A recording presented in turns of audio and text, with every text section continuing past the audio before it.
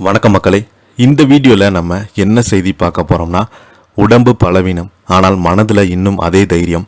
ராதிகாவிடம் பாரதிராஜா சொன்ன வார்த்தை நெகிழ்ச்சி தருணம். இணையதளத்தில் வைரலாகும் செய்தி. வாங்க என்ன தகவல், என்ன செய்தின்னு இந்த வீடியோவில் விரிவாக பார்க்கலாம். அதற்கு முன்னாடி முதன்முறையாக நம்ம சேனலை ஃபஸ்ட் டைம் பார்க்குறீங்கன்னா சப்ஸ்கிரைப் பண்ணாதவங்களாம் சப்ஸ்கிரைப் பண்ணிக்கோங்க.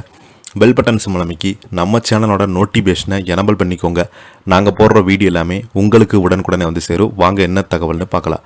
தமிழ் சினிமா பற்றி பேசும்போது இயக்குனர் இமயம் என்று முதல்ல நினைவுக்கு வருவது பாரதிராஜா தான். கிராமத்து கதைகளை திரைக்கு கொண்டு வந்து சாதாரணமான மக்களின் வாழ்க்கையை சினிமாவாக மாற்றியவர்.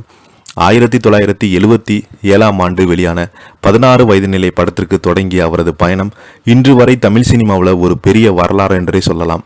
இந்த நிலையில சில நாட்களாகவே மருத்துவமனையில தீவிர சிகிச்சையிலிருந்து வீடு திரும்பிய பாரதிராஜாவை நடிகை ராதிகா சரத்குமார் சந்தித்து பேசியிருக்கிறாங்க. தன்னுடைய குரு தன்னை பற்றி பேசிய வார்த்தைகள் கேட்ட ராதிகா சந்தோஷத்துல துள்ளி குதித்திருக்கிறாங்க. ஒரு இயக்குனராக மட்டுமல்லாம பல புதிய முகங்களை திரையுலகிற்கு அறிமுகப்படுத்திய கலைஞர் என்பதும் பாரதிராஜாவின் பெரிய சாதனை. ராதிகா சரத்குமார், ராதா, ரேவதி போன்ற பல ரசிகரிடம் கொண்டு சென்றவர் இவரே. அதனால்தான் ஹீரோக்களை உருவாக்கிய இயக்குனர் என்ற பெயரும் அவருக்கு வந்தது. ஆனா இந்த அளவுக்கு உயர்ந்தவர் வாழ்க்கையில சோதனைகள் குறையல. சில வருடங்களுக்கு முன்னதான் தனது மகன் மனோஜை இழந்தது அவரது மிகப்பெரிய ஒரு பாதித்தது. அதற்கு பிறகு சினிமாவிலிருந்து கொஞ்சம் விலகி இருந்தார். சமீப காலமாக மலேசியாவில் மகள் வீட்டில் இருந்து அவங்க சென்னையில் திரும்பினாங்க. அதற்குள் உடல்நல பிரச்சனை வந்து சேர்ந்தது. கடந்த டிசம்பர் மாதம் கடுமையான நுரையீரல் தொற்று காரணமாக மருத்துவமனையில் அனுமதிக்கப்பட்டு தீவிர சிகிச்சை பிரிவில் இருந்ததாக சொல்லப்படுகிறது. ரசிகர்களுக்கும் பெரும் அதிர்ச்சி. உடனே திரையுலக நண்பர்கள் பலருமே மருத்துவமனைக்கு சென்று பாரதிராஜா அவருடைய உடல்நலம் பற்றி விசாரித்து வந்தாங்க. சிகிச்சைக்கு பிறகு தற்போது வீடு திரும்பியுள்ள பாரதிராஜா முன்பை விட மிக மெலிந்த நிலையில காணப்பட்டாலும் மனம் உற்சாகம் மட்டும் குறையல. இதைத்தான் சமீபத்தில் வெளியான ஒரு வீடியோ காட்டுகிறது. அந்த வீடியோவில் ராதிகா அவரை சந்தித்து நல்லா இருக்கீங்களா என்று கேட்கும்போது பாரதிராஜா சிரித்தபடியே பேசுகிறாரு. அப்போது நீங்கள் தான் நடித்த தாய்க்கிழவி படம் பார்த்தீங்களா என்று கேட்குறாங்க.